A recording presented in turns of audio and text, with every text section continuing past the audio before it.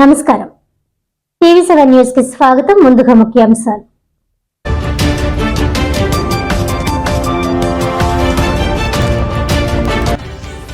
ప్రజా పంపిణీకి వినియోగించే MDU వాహనాలు రద్దు చేయడంపై పిఠాపురంలో డ్రైవర్ల ఆందోళన.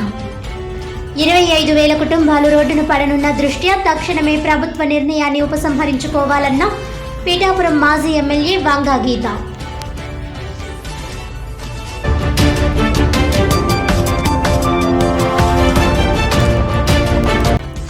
The east Godavari district cricket association నియంతృత్వ ధోరణి కారణంగా జిల్లాలో కుంటుపడిన క్రికెట్ క్రీడాకారుల భవిష్యత్.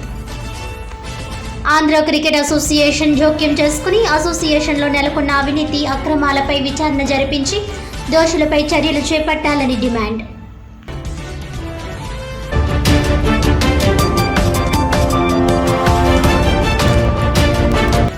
అనపర్తి నియోజకవర్గం పెదపొడి మండలంలోని దేవాదాయ శాఖలో అవకతవకలు జరుగుతున్నాయని ఆరోపణలు. ఉన్నతాధికారులు విచారణ చేపట్టి చర్యలు తీసుకోవాలన్న ఏపీఆర్సీఎస్ జిల్లా అధ్యక్షులు వల్లూరి రాజబాబు.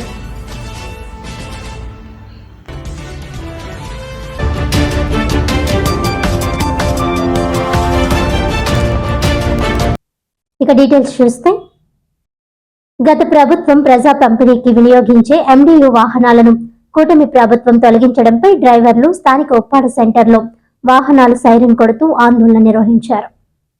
MDU వాహనాలను రద్దుపరుస్తూ రాష్ట్ర ప్రభుత్వం ప్రకటించడం నిర్ణయంపై డ్రైవర్లు తీవ్ర ఆగ్రహం వ్యక్తం చేశారు.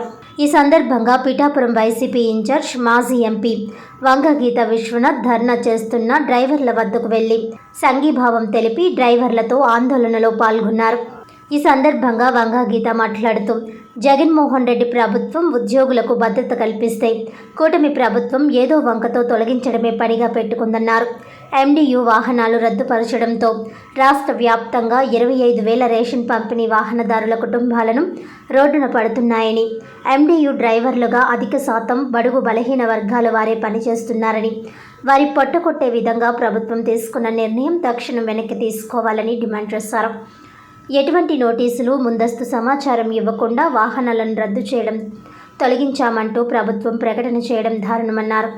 వేల కుటుంబాలు జీవనాధారం కోల్పోతున్నందున వాహన డ్రైవర్ల తొలగింపు చర్యలను ప్రభుత్వం వెనక్కి తీసుకోవాలని కోరారు.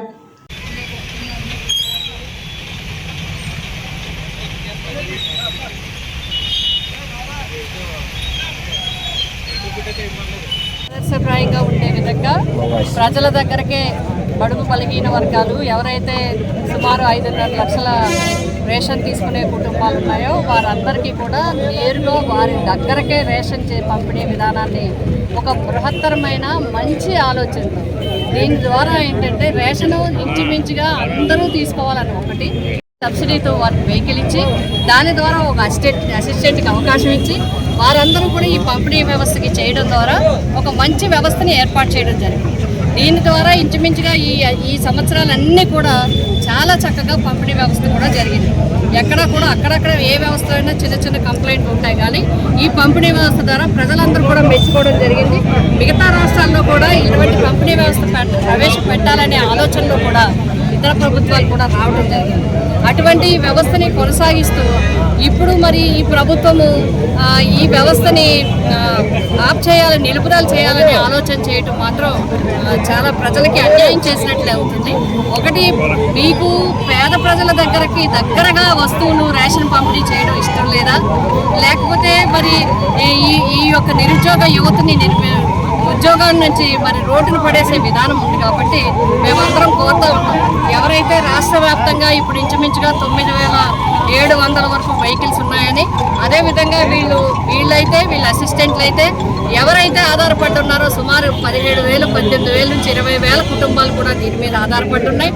అంతేకాకుండా ఇవి అవసరం వచ్చినప్పుడు మీరు ఒక్కసారి చూడండి, మొన్న కరోనా వచ్చినప్పుడు కానీ, అంతకుముందు ఏదైనా స్టేట్లో జిల్లాల్లో ఏదైనా ఇబ్బంది వచ్చినప్పుడు కానీ, ఏదైనా దగ్గరగా పంపిణీ చేయాలన్నప్పుడు కానీ, బుడమేరు వరద వచ్చినప్పుడు కానీ ఈ వెహికల్స్ ఎంత బాగా ఉపయోగపడ్డాయో, వెహికల్స్ ద్వారా ఈ యువత ఎంత బాగా సర్వీస్ చేశారో, ఎంత బాగా ఉపయోగపడ్డారో ఈ ప్రభుత్వ వ్యవస్థకి అనేది వారే అధికారులే, ప్రజాప్రతినిధులే చెప్పడం జరిగింది. ఈ చిన్న చిన్న వెహికల్స్ ఉండడం వల్ల ఈజీగా వెళ్ళిపోగలిగాం. అందరికీ కూడా మందులు పంపిణీ చేయగలిగాం, ఇవన్నీ చేయగలిగామని చెప్పి వారు కూడా చెప్పడం జరిగింది. ఇప్పుడు వ్యవస్థలో ఏదైనా మార్పులు తీసుకురావాలంటే పునరాలోచించాల్సిన అవసరం. ఈ వ్యవస్థ మీద ఆధారపడ్డ కుటుంబాలు ఎన్ని ఉన్నాయి, యువకులు ఎంతమంది ఉన్నారు, వారికి ప్రత్యామ్నాయం ఏంటి? ప్రత్యామ్నాయం మార్గం చూడకుండా ఆలోచనను ఈ వ్యవస్థ మీద రద్దు చేస్తున్నామంటే ఈ వెహికల్స్ ఏమవ్వాలి? ఈ వెహికల్స్ మీద ఆధారపడ్డ వేలాది మంది కుటుంబాలు ఏమవ్వాలి? రోడ్డును పడ్డమే కదా. ఈ ప్రభుత్వం ఇప్పటికే నిరుద్యోగులు గుర్తిస్తామన్నారు, ఇవ్వలేదు. అదేవిధంగా ఉద్యోగ అవకాశాలు కల్పిస్తామన్నారు, కల్పించలేదు. ఒక పక్క వాలంటీర్లు దగ్గర 2,40,000 మంది వాలంటీర్లు తీశారు. ప్రతి ఒక్క 50 మందికి ఉన్న వాలంటీర్లు నిరుద్యోగులు అయ్యారు. అదేవిధంగా కొన్ని వ్యవస్థల్లో ఈ లిక్కర్ షాపులకు సంబంధించి కానీ కొంతమందిని 100,000 మందిని తీసేశారు, వాళ్ళు రోడ్డు మీద పడ్డారు. ఇప్పుడు ఇంచుమించుగా ఏళ్ళు ఒక 17,000 20,000 మంది వీళ్ళు ఇప్పుడు రోడ్డు మీద పడాలి. ఈ వెహికల్స్ అన్నీ ఏమవ్వాలి? మీరు వాలంటీర్స్ ఇస్తే అక్కడ ఉన్నాడు, ఇప్పుడు ఈ వెహికల్ పట్టుకుని ఇతను ఏం చేయాలి? ఎలా చేయాలి? ప్రత్యామ్నాయం చూపించాల్సిన బాధ్యత ప్రభుత్వం మీద ఉంది. కాబట్టి ముఖ్యమంత్రి గారిని ఈ ఎండిఎస్ అసోసియేషన్ తరఫున, ఎండియు వెహికల్స్ నడిపే వారందరి తరఫున ముఖ్యంగా, చాలా ముఖ్యంగా పేద బడుగు బలహీన వర్గాలు రోజు కూలీ మీద ఆధారపడి రేషన్ ఇంటి దగ్గరలోనే తీసుకుంటున్న వాళ్ళందరి తరఫున మేము కోరి ప్రార్థిస్తున్నాం. పిఠాపురం నియోజక వైఎస్ఆర్సీపీ తరఫున మేము అడుగుతా ఉన్నాము ముఖ్యమంత్రి గారిని, ఉప ముఖ్యమంత్రి గారిని, నాదెండ్ల మనోహర్ గారు సివిల్ సప్లై మంత్రి గారిని మేము కోరుతున్నాం. మీరు పునరాలోచించండి. ఒకటి, ప్రజా పంపిణీకి దగ్గరగా ఇచ్చే వ్యవస్థని మీరు నిర్వీర్యం చేయొద్దు. ప్రజా పంపిణీ దగ్గరగా ప్రజలకు జరగాలి. రెండోది, ఈ వ్యవస్థని కొనసాగించాలని జరగాలంటే ఈ వ్యవస్థను కేవలం జగన్మోహన్ రెడ్డి గారి మీద వైఎస్ఆర్సీపీ ప్రభుత్వంలో వచ్చిందనో కోపగించి ప్రజలకి అన్యాయం చేయొద్దు. నిరుద్యోగ యువకులకి అన్యాయం చేయొద్దు. అన్ని వర్గాల ప్రజలు ఉన్నారు. ఎస్సీలు ఉన్నారు, బీసీలు ఉన్నారు, మైనార్టీలు ఉన్నారు, ఎస్సీలు ఉన్నారు, మహిళలు ఉన్నారు, అన్ని వర్గాలు, ఈబీసీలు ఉన్నారు. వీళ్ళందరూ కూడా ఈరోజు ఏమవ్వాలి? ఒక్కసారిగా కుటుంబంతో రోడ్డు ఎక్కాలి. కాబట్టి దయచేసి పునరాలోచించండి, మళ్ళీ వ్యవస్థని కొనసాగించండి, పేద ప్రజలకి న్యాయం చేయండి. ఈ ఎండిఎస్కి అందరికీ కూడా, ఎండియు వెహికల్ మీద ఆధారపడ్డ కుటుంబాలందరికీ న్యాయం చేయమని. రాష్ట్ర వ్యాప్తంగా మరి 9,200 మంది కుటుంబాలు ప్లస్ హెల్పర్లు కలిపి 18,500 మంది ఈ రోజున రోడ్డున పడిన పరిస్థితి చూస్తూ ఉన్నాం. అయితే ఈ వ్యాన్లో మరి మంత్రివారు చెప్తా ఉన్నారు, ఉచితంగా ఇస్తున్నాం. అయ్యా, మీరు మాకేమి ఉచితంగా ఇవ్వట్లేదు. ఎందుకంటే మేము 10% subsidy SC, ST, BC, minority sub క్యాస్ట్కి సంబంధించి మేము సంబంధిత కార్పొరేషన్ ద్వారా ఎంపికయ్యి 10% లబ్ధిదారులు మేము కట్టొచ్చాం.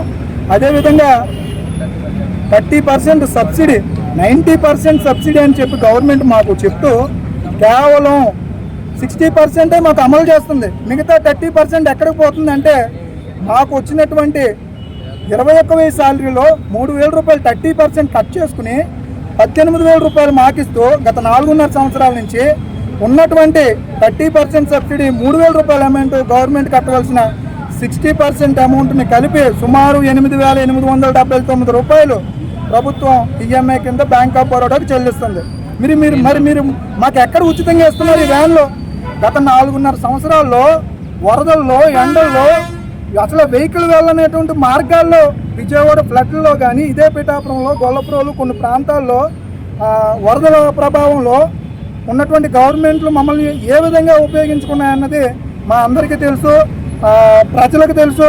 ప్రజలకు ఏ విధంగా ఈ పథకం చేరువుగా వెళ్ళింది అన్నది ప్రజలు దీన్ని హర్షింతూ ఈరోజు బాధపడుతూ ఉన్నారు. అయ్యో, మా ఇంటి ముందుకి ఉదయం 6 గంటలకు వ్యాన్ వచ్చి సాయంత్రం 10 గంటల వరకు నైట్ మాకు రేషన్ ఇస్తూ వెళ్ళేవారు. ఒక కుటుంబ సభ్యులుగా మాతో కలిసి ఉండి ఈరోజు వీళ్ళు మా కుటుంబంలోంచి దూరం చేస్తున్నారని ప్రజలందరూ కూడా ఆవేదన వ్యక్తపరుస్తున్నారు.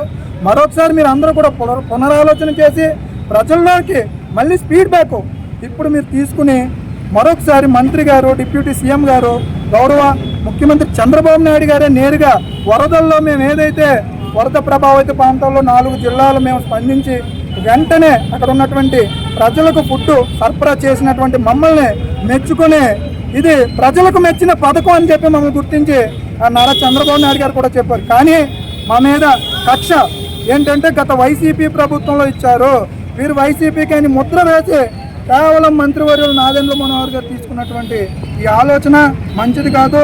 మరి పునరాలోచన చేసి మా కుటుంబాలన్నీ కూడా రోడ్డును పడిపోతున్నాయి. జూన్ 1వ తారీఖు నుంచి యథావిధిగా మాకు విధుల్లోకి తీసుకోవాలి.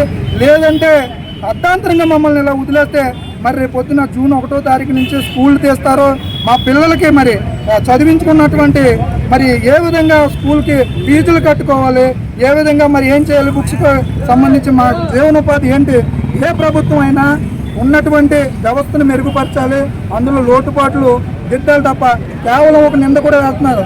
రాష్ట్ర వ్యాప్తంగా 200 మందే తప్పు చేశారంట ఈ ఎండి వ్యవస్థలో. మరి 200 మంది మీద చర్యలు తీసుకుని 9,000 మందిని మీరు కొనసాగించాలి కదా.